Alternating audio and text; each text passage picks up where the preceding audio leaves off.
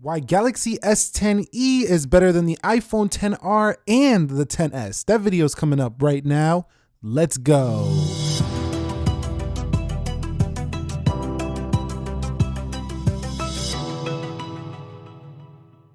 So what is up, guys? Nick here, helping you to master your technology. Why the Galaxy S10e is actually better than the XR and the XS. Now, this is actually a counter video to my prior video talking about some reasons why the XS is actually better than the S10e.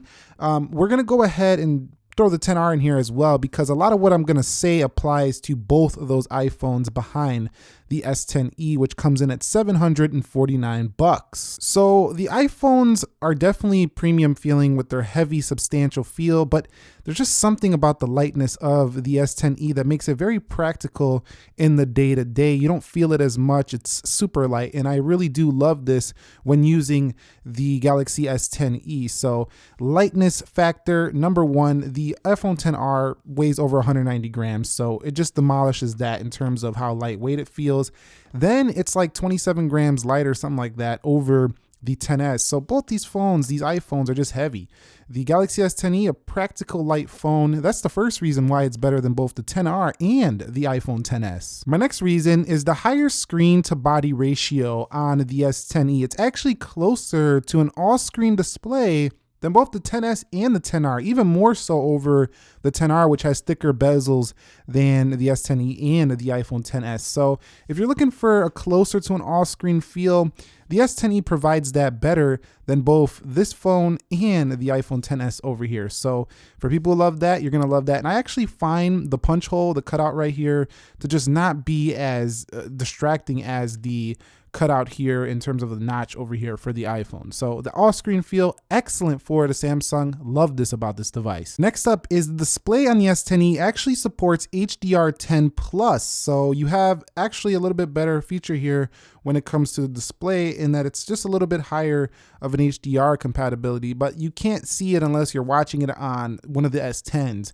But still, that's an advantage over the XR and the iPhone XS. Of course, the display is better than the XR as well, just being slightly less resolution in terms of pixels per inch over the XS, but still having the HDR10+ support, excellent for the Galaxy S10e. So spec for spec, I think the Galaxy S10e is actually a better phone than the iPhone XR as well as the iPhone XS. I actually think the Galaxy S10e is closer to that of the iPhone XS by comparison. Now, many people are just comparing based on the merits of price only, and that's ridiculous, because just because it costs the same as a XR doesn't make the specs exactly the same. The specs are closer to that of the XS. Let me explain why. 5.8-inch displays on both OLED displays, 6 gigabytes of RAM. That's more RAM than the 4 gigabytes on the iPhone XS. That's even like twice the RAM as the 3 gigabytes on the iPhone XR. A higher resolution display that's only a few PPI off of the iPhone XS. 7nm chips on all of these, so that's comparable as well. The dust and water resistance is the same as the iPhone XS. It has wireless power share, which is an advantage over both of them. I just feel like when I picked this up that this was the XS kind of feeling phone of the Samsung world, even though people want to say, oh, you should compare the S10. The S10 is just crushing, I think, the iPhone XS, and I'll explain why in a future video. But yeah, when it comes to a total package, better spec for spec, price for price, it beats the XR and the XS. So Apple is likely going to copy this feature later this year, but for now, the Galaxy S10e has wireless power share, so you can go ahead and charge your iPhone or any other device that supports wireless charging right on the device, and that alone makes the S10e actually a better phone than both the iPhone XR and the iPhone XS, because neither one of those support that feature. So next up is the battery life. The battery life on the Galaxy S10e is actually significantly better than the iPhone XS in my experience so far, and it's a little bit better than the XR. I've been testing it a little bit further. I said in one of my previous videos that it wasn't, but it's starting to work itself in and optimize correctly to how I use it. And I'm actually getting better battery life now on the S10e and actual usage than both the 10R and the 10S. Now, I will say that standby is still better for the iPhone series. They just crush it when it comes to standby, but Samsung's phones are improving in standby. They're not losing that much percent. I'm losing about 3 to 5%, whereas before I would lose about 7 to 10 in prior Samsung phones. So it's getting better, but the standby is still better on those. S10e overall battery life is better than both of those phones, making it a better phone for some people. So the next one is the Galaxy S10e has a funner camera than both the iPhone XS and the iPhone XR. Now, I mentioned in my reasons why the XS is better is because it can zoom better. It has optical zoom. Well, I actually personally prefer the wide angle for fun shooting. Now, that's my own personal take, and I do like that the S10e does have a really sharp single camera with the variable aperture, all that good stuff. It has a front-facing camera with 4K video recording on a phone. That's amazing right there. Dual pixel AF as well on the front. I shot the entire S10 review on this device. Awesome when it comes to the camera. So overall, I think a lot of people might enjoy the S10e's camera a little bit more if you're really into, photography and stuff like that. You like the wide angle, you like having the ability to change your settings right from the camera, the pro features and the pro mode are right there. So I think people are a little more serious into photography might like the S10e a little bit more, but there's still a lot to be said about the simplicity of the iPhone. The S10e still has the funner camera for the general consumer with that wide angle. So for some, this argument's old. They don't care. They got AirPods, Galaxy Buds now, but the headphone jack is still a reason to pick the S10e over the 10R and the 10S. Now, you don't really think about this until you need it. So you might say, well, I don't need a headphone jack, until you're using a pair of headphones that still has a jack and you go to put it in there. You're like, oh my goodness, where is my adapter for my iPhone? Get out of here. Like, seriously, where is it at? So you got to go find it, hunt it down. With the S10e, you're like, oh, yes, I have a headphone jack. And not only that, Samsung has placed it in the right location. I do like it at the bottom. I think it's always kind of awkward when it's at the top of a device. So for now, Samsung Pay is still the better option. Apple did talk today about how their devices do get more retail support than ever before lately, and it's going to just keep growing with the Apple Card. There's just a lot of payment stuff going on with Apple right now, and it's just going to continue to expand. But I still think using the MST technology in the Samsung is just more reliable. It's kind of like the retailer has to be on board with the iPhone Apple Pay, or you're kind of out of luck when it comes to the iPhones. But with the Galaxy, you can trust that as long as they have a card reader, this thing's going to work almost anywhere. So for now, I still think Samsung Pay is advantage over iPhone XR and XS to the S10e. So the S10e gives you a fast charger in the box, making it a better purchase than the iPhone XR and XS.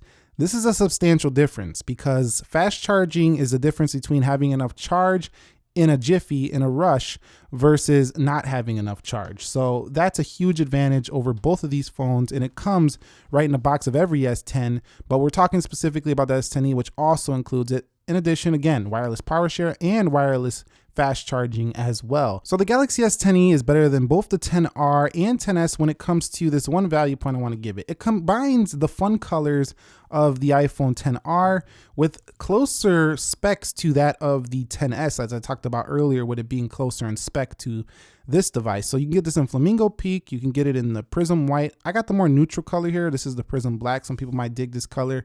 For me, I kind of wish I would have went with a more popping color. I thought this was going to be flat black. It's not really flat black. It's more like a grayish blue looking color. The S10e also gives you like a yellow option. So there's a lot of different colors for this device, which is like the 10R, but gives you specs like a 10S. So you got the best of both worlds here in the Samsung S10e. But you still have to run Android. So you got to like Android to make this worth it for you. So the S10e is also better when it comes to the available storage from the start. At $999, you're only getting 64 on the 10S. Are you serious? Same on the iPhone XR, which is a little bit more understandable at $749, 64 gigs. But at $749, Samsung said, hey, 64 gigabytes, no thanks. Here's 128. So I really do appreciate this. And Samsung's able to do this because they're one of the largest manufacturers of storage in the world. So I can see why they're able to do this a lot quicker than Apple. Also, you know what? You can put an expandable memory card in here to make it even more storage in this guy. So storage, hands down, crushes both of these. Price for storage easily every day. So the Galaxy S10e, at least in the US, has better reception and better phone call quality I've seen than both those devices that are using Intel modems. So having the Qualcomm stuff on board helps you out here with the S10e, and that's a major factor for some people. I'm not gonna say it's make or break feature. I'm just saying if you really value those things, the S10e is the better option over those two phones back there. So that's it. That's why the Galaxy S10e is the better phone over both the 10R and the 10s. Now, I'm not sure. I might still conduct a full comparison more objectively between the 10R and this phone, as they are very similar in price point.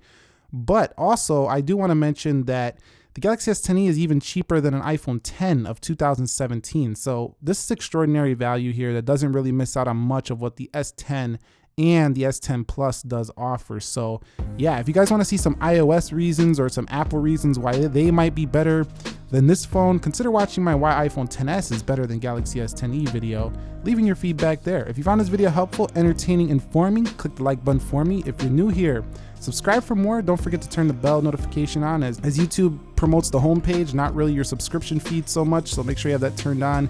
I will catch you all in the next episode. Be sure to be well. Nick here, and peace.